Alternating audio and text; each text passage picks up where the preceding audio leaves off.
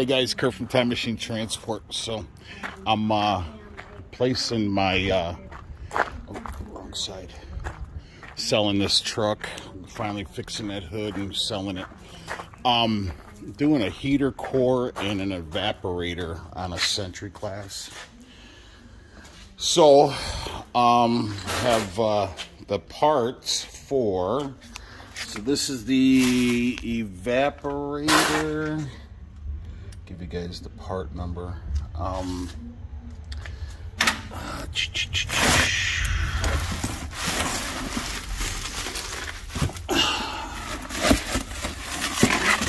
Yeah, this is the evaporator part number, and that's the evaporator. And then this is the part number for the heater core. So I've never done this before, so I didn't do I didn't do a disassembling part because a lot of trucks are different. So what I did is I took off my air cleaner, or my air intake filter. I don't know what you call it exactly. So, and then you have to come inside. A little tight here. I don't normally work on this side in the shop. Yeah, you got to take all that apart on the inside. So, it's just a star bit. Yeah, which looks like it's super difficult, but it's just time intensive. I mean, I've only been on it probably about maybe an hour and a half so far, taking everything apart. So this, yeah, I got everything apart. Where's the, oh, so this right here, this is the cover that goes right there. And I don't know which one is which. I think the, looks like they're about the same size. I think you could trace the hoses. That's what we'll go over and then we'll take a look. But this is a really good time to obviously clean up a disgusting area. And I'm actually removing my air manifold. This is a new air manifold on this. But because I bought air switches, all new air switches from Freightliner, they sold me the wrong ones for different areas of the air manifold. So my Freightliner guy's bringing me out the new air switches tomorrow, all labeled, because my cruise still isn't working, and I have a thing on my dash that's just stopped recirculating, like something on my dash. So once I get that done, but this is a good time to get this done. And I already put my new blower motor in. If you're going to do this, I would recommend, if it's an old truck that hasn't, like this is a 2001 Century, and I'm redoing my whole entire dash with all new gauges and everything. So I wanted to wait till I did all this, and then I'm going to repaint my whole dash and redo the whole thing because it looks like shit, which we already did when we did this truck, except we kind of we did half-ass it. So, but I don't know exactly what your setup will be. It's just a bunch of star bits right there.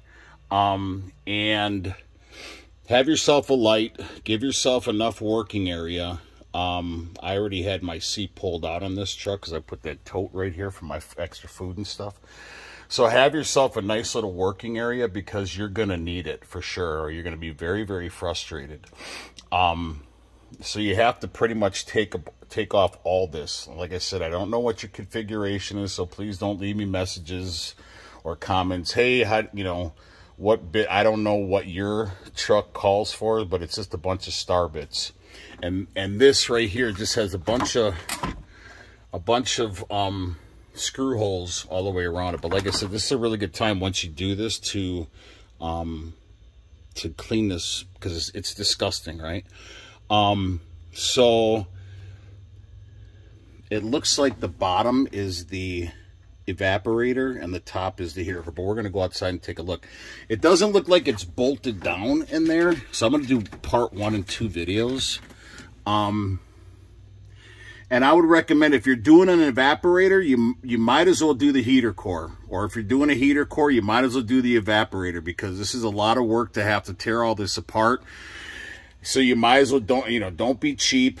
I'll show you what the pricing is. I get Schedule 4 pricing at our Freightliner guy, because we buy a lot of parts for our trucks. So anyways, I am going to, like I said, it doesn't look like it's bolted down in there, but so that's pretty much what it looks like all the way in there. I don't know if you can get, there you go. So, and I haven't seen any Sentry class take apart, but I did see like clean your evaporator, clean your heater core, stuff like that. I wouldn't do that, man. I mean, if you're gonna do this, guys, don't just, if your truck's got a lot of, I mean, if it's an old truck, I mean, we just rebuilt this motor and everything, so if you're a subscriber on the channel, you know. But anyways, have yourself a light out here as well. So anyways, this is your coolant line that comes off of your radiator. So just kind of follow that up, and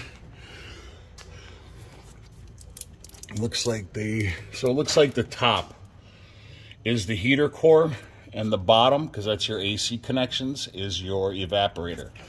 Now, that's why I pulled the air cover, or the air cleaner, or the air intake cleaner, whatever you call it, for the obvious, because if you're trying to work around that, it's only 4 bolts and your turbo hose. So you might as well just take that off if you're going to save yourself. You'll save yourself a lot of frustrations by doing it this way.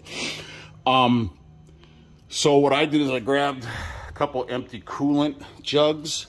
I don't want to make a mess. I don't know if there really shouldn't be. There might be some coolant in these lines. And then after, don't get your air conditioning recharged, your AC recharged, and then do this. Like, I'm not worried, because I have to recharge my AC anyways, and I'm doing that myself. I'm going to do another video on how to I bought the gauges and everything already, so, and the vacuum and everything on Amazon. So I'll go over that on another video. So the next thing is, so it looks like I said, so the top is the heater core, and the bottom is the evaporator. So it looks, like I said, I don't know if they're bolted down in there. So the top is the heater core, bottom is your evaporator for your AC. And guys, please don't be cheap. So I'm gonna put you on pause. I think I still have my receipt here to see what the cost on it was. And like I said, I have Schedule 4 pricing. That's the best pricing you're going to get from a Freightliner dealership, which wasn't bad. It really wasn't that expensive. So we'll put you on pause and we'll go see if I can get my receipt. All right, let's see. Oh, right here, I think it is.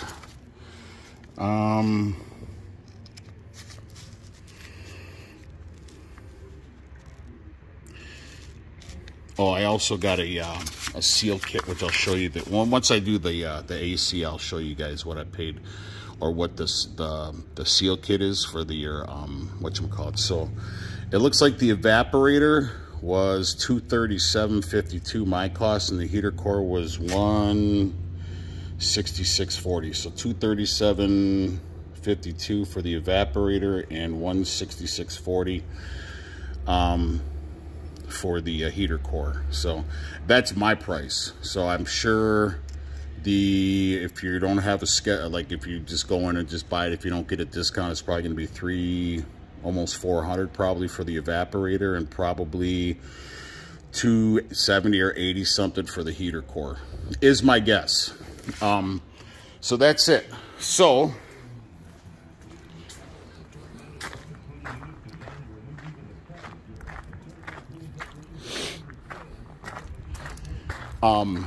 yeah, so that's pretty much it for the first video. So now what I'm gonna do is I'm gonna grab one of those gallon jugs, and I'm gonna grab a channel locks, and you're just gonna wanna disconnect the 2 hoses. So right there and up there. So those two hoses, this hose, actually I don't even think I need to disconnect this hose, just these two hoses up top with the channel locks. The hoses seem pretty good, so I'm not going to replace them. I probably should, but they don't feel like they're bad. I might actually send my Freightliner guy a text and say, hey, might as well bring out some new hoses. But, and then I got the kit out. Like I said, I'll do that on the AC one. So, and then you're going to need a star bit for your AC to take off those lines. You might want to take off the, yeah, don't make fun of my Gorilla tape on here, but this door snapped off. So you might want to actually pull this too. I don't know. Like I said, this is my first time ever doing this, but that's going to be your first step, is to remove everything, obviously. And then I guess that's pretty much it for now. So this is going to be part one of part two of 2 videos. Please like and subscribe to the channel. Ciao.